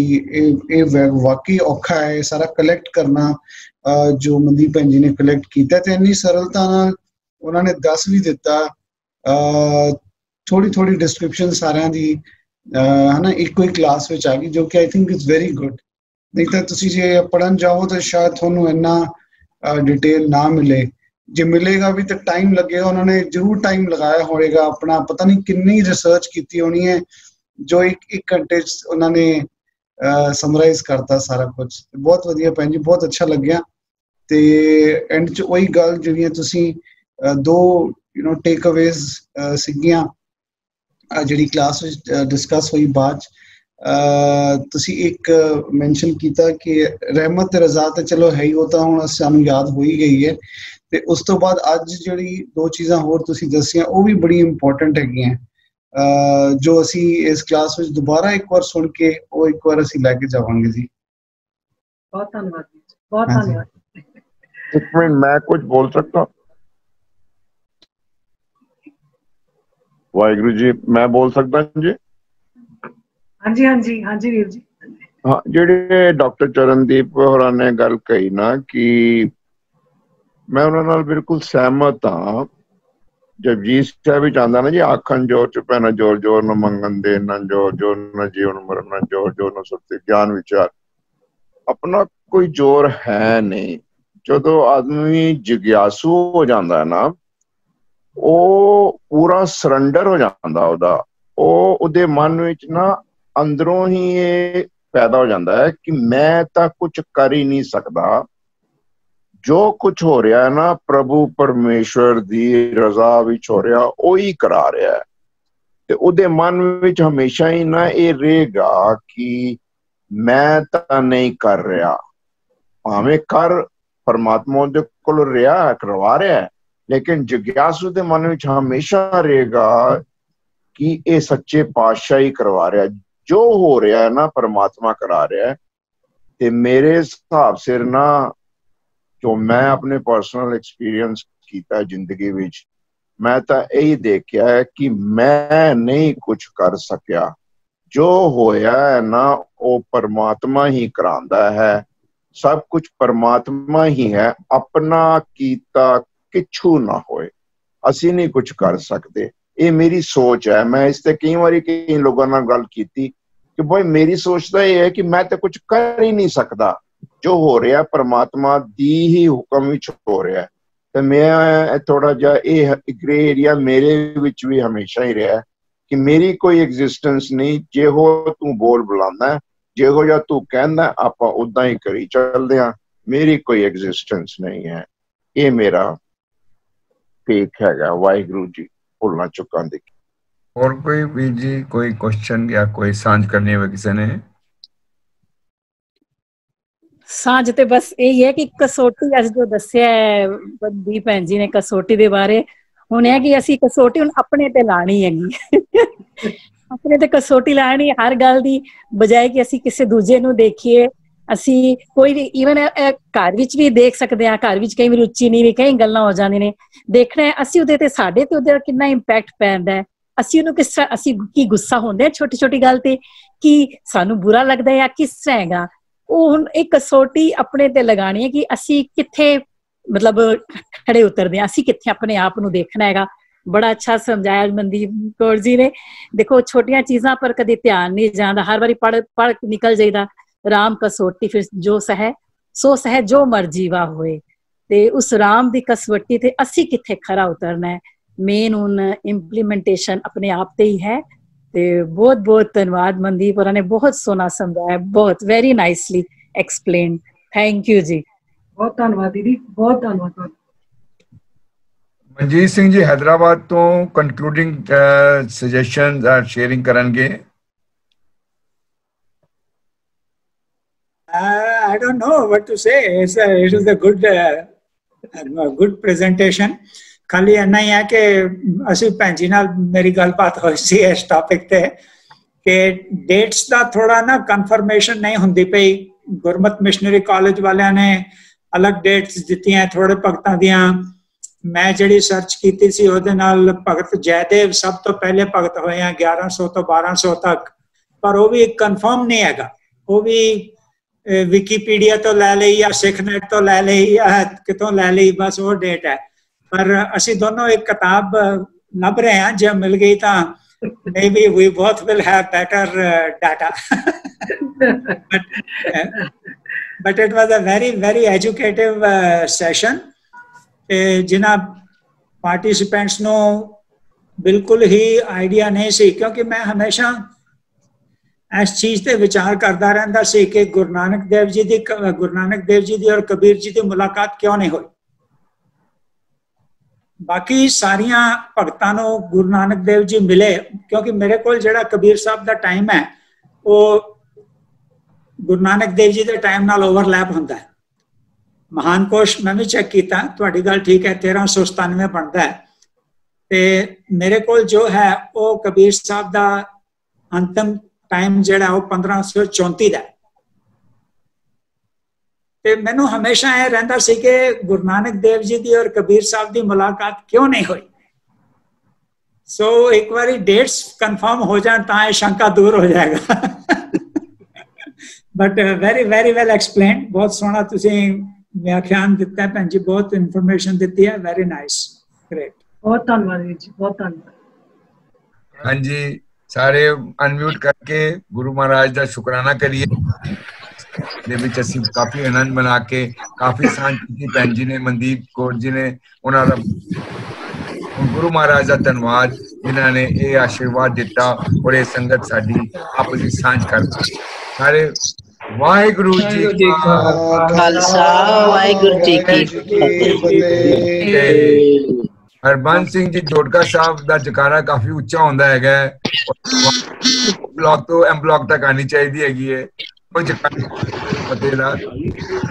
ਵਾਹਿਗੁਰੂ ਜੀ ਕਾ ਖਾਲਸਾ, ਵਾਹਿਗੁਰੂ ਜੀ ਕੀ ਫਤਿਹ। ਬੋਲੇ ਸੋ ਨਿਹਾਲ। ਸਤਿ ਸ੍ਰੀ ਅਕਾਲ।